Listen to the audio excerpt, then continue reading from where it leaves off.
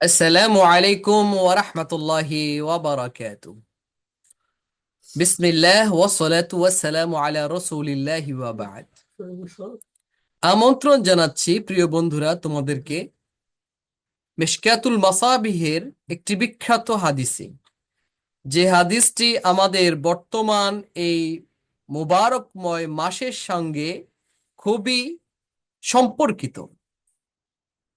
যেহেতু এটা একটি বরকতময় মাস, শাহরু রমাদান, এই শাহরু রমাদানের বিভিন্ন ফজিলতপূর্ণ কথাগুলি যেগুলি আল্লাহ রসুল সাল্লাল্লাহু আলাইহি ওয়াসাল্লাম থেকে সহিহ হাদিসে বর্ণিত রয়েছে, সেটি জানা আমাদের জন্য একান্তই দরকার। এর মাধ্যমে আমাদের নেক আমলের প্রতি শৌক, আগ্রহটা দিন দিন বৃদ্ধি হতে থাকে। আসো বন্ধু, তাহলে আমরা সরাসরি হাদিস থেকেই শিখে নেই, জেনে নেই।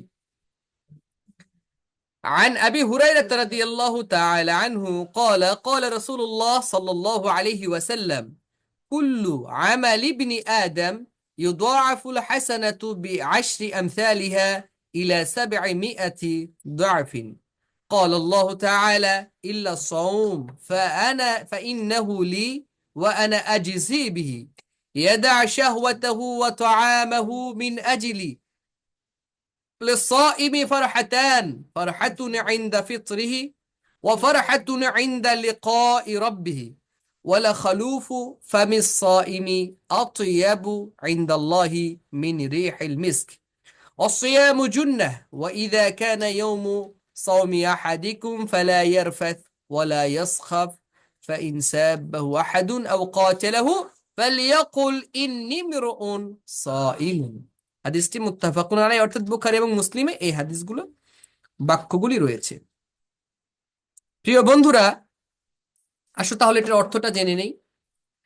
আবু হুরায়রা রাদিয়াল্লাহু তাআলা আন, সাহাবাদের মধ্যে সবচেয়ে বেশি যিনি হাদিস আল্লাহ রসুল থেকে বর্ণনা করেছেন, তিনি বলেন, আল্লাহ রসুল সাল্লাল্লাহু আলাইহি সাল্লাম বলেছেন যে কুল্লু আমালি ইবনি আদম, বনি আদমের, আদম সন্তানের প্রত্যেক আমল, প্রত্যেক কাজ, নেক কাজটা ইউদাআফুল হাসানাতু, তার সওয়াবটাকে বৃদ্ধি করা হয়, প্রবৃদ্ধি করা হয়, বিআশরি আমসালিহা ইলা 700 যাফিন, 10 গুণ থেকে শুরু করে 700 গুণ পর্যন্ত।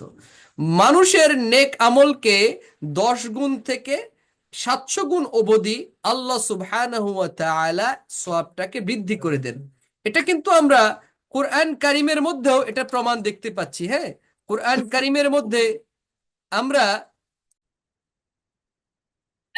আল বাকারাতে যেমনটি আমরা দেখতে পাই, আল্লাহ সুবহানাহু ওয়া তাআলা বলেছেন, মাসালুল লাযীনা ইউনফিকুনা আমওয়ালাহুম ফি সাবিলিল্লাহি কামাসালি হাববাতিন আমবাতাত সাবআ সানাবিলা ফি কুল্লি সুমবুলাতিন মিআতু হাব্বা।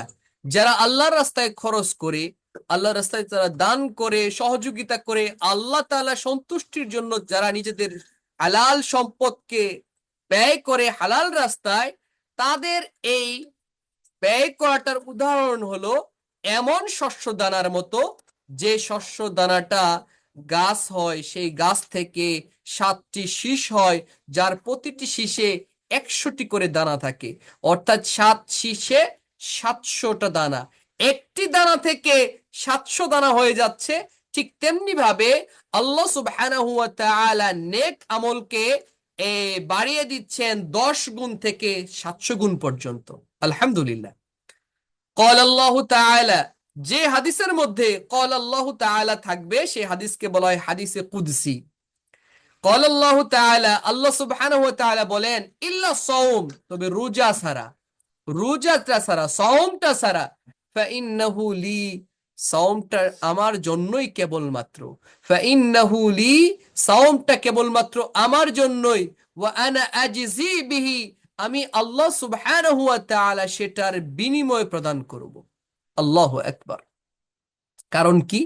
ইয়াদাউ শাহওয়াতাহু ওয়া তাআমাহু মিন আজলি, বনি আদম, আদম সন্তান, আমি আল্লাহর ভয়েই তার কামনাকে ত্যাগ করে, তার খাদ্য গ্রহণ, তার পানীয় গ্রহণ সব কিছুকে সে ত্যাগ করে আমি আল্লাহ তাআলাকে ভয় করে, আমি আল্লাহ তাআলার সন্তুষ্টি কামনায় সে ঘরের মধ্যে লুকিয়ে কিছু পান করে না, সে ঘরের মধ্যে লুকিয়ে স্ত্রীর সঙ্গে মেলামেশাও করে না, বরং সে নিজেকে কন্ট্রোল করে আল্লাহ তাআলা সন্তুষ্টির লক্ষ্যে।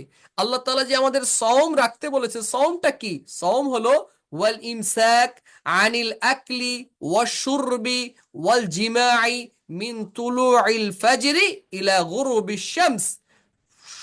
ফজর উদয় হওয়া থেকে শুরু করে সূর্য ডুবা পর্যন্ত, সূর্য কমপ্লিটলি ডুবা পর্যন্ত খানা পিনা কামনা থেকে নিজেকে নিয়ন্ত্রণ রাখা, নিজেকে বিরত রাখার নামই হলো সওম। তো আল্লাহ সুবহানাহু ওয়া তাআলা বলেন যে ইয়াদাউ শাহওয়াতাহু ওয়া তাআমাহু মিন আজলি, আমার এই বান্দা, আমার এই মানুষ আমার জন্যই তো সে তার নিজের খাবার, নিজের কামনাকে ত্যাগ করে থাকে। লিসাইমি ফারহাতান, রোজাদারের জন্য রয়েছে দুটো খুশির মুহূর্ত, দুটো খুশি রয়েছে, আনন্দ রয়েছে। ফারহাতুন ইনদা ফিতরিহি, একটি হলো তার খুশির সময় যখন সে ইফতার করে, রোজা যখন ভাঙে, সারাদিন না খাওয়ার পর, না পান করার পর, কামনাকে নিয়ন্ত্রণ করার পর, বৈধ কামনা আর কি, হ্যাঁ, যখন তার সময় হয় ইফতারের সময়, তখন সে ইফতার করে। এটা তার জন্য একটা ব্যাপক একটা খুশির মুহূর্ত, কারণ ইফতার সামনে নিয়ে দোয়া করলে আল্লাহ সুবহানাহু ওয়া তাআলা সেই দোয়াকে কবুল করেন। এটা হলো তার জন্য একটি আনন্দের ব্যাপার।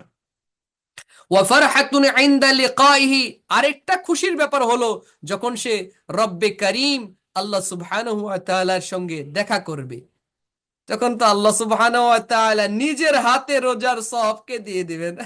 এর চেয়ে খুশির সংবাদ আর রোজাদারের জন্য কি হতে পারে?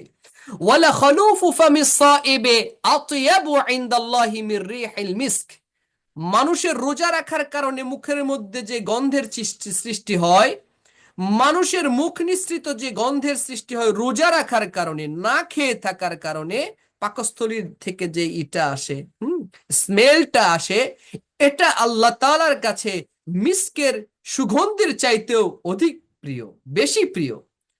অসিয়ামু জুন্নাহ, রোজা হলো ঢাল স্বরূপ। কেমন ঢাল? ব্যক্তিকে বিভিন্ন ধরনের পাপ কাজ থেকে দূরে সরিয়ে রাখে। বন্ধু, আমরা জানি যে আল্লাহ রাসূল সাল্লাল্লাহু আলাইহি সাল্লাম বলেছেন যে রোজার অবস্থায় কেমন ঢাল, এটার প্রমাণটা একটু পরেই দিচ্ছেন, ব্যাখ্যাটা আল্লাহ রাসূল নিজেই দিচ্ছেন। ওয়া ইযা কানা ইয়াউমু সাওমি আহাদিকুম, যখন তোমাদের কারো রোজার দিন হয়, ফালা ইয়ারফাস, সে যেন অশ্লীল কথাবার্তা না বলে, ফালা ইয়ারফাস, সে যেন অশ্লীল কাজকর্ম না করে, ওয়ালা ইয়াসখাব, সে যেন চিল্লা চিল্লিও না করে, অশ্লীল কথা কাজ করবে না, চিল্লা চিল্লিও করবে না। ফাইন সাবাহু আহাদুন, কেউ যদি তাকে গালি দেয়, কেউ যদি তাকে লজ্জা দেয়, কেউ যদি তাকে কটু কথা বলে, আও কাতালাহু, অথবা তার সঙ্গে ঝগড়া করতে আসে, মারামারি করতে আসে, আঘাত করতে আসে, ফালিয়াকুল, তবে রোজাদার যেন বলে ফেলে, ইন্নী মিরউন সাইমুন, আমি হলাম একজন রোজাদার মানুষ, আমি একজন সায়েম মানুষ, আমি একজন রোজা অবস্থায় রোজাদার মানুষ, আমি তোমার সঙ্গে চিল্লাচিল্লি করব না, আমি তোমার সঙ্গে মারামারি করব না। প্রিয় বন্ধুরা, এভাবেই হলো আমাদের রোজা রাখার পদ্ধতি।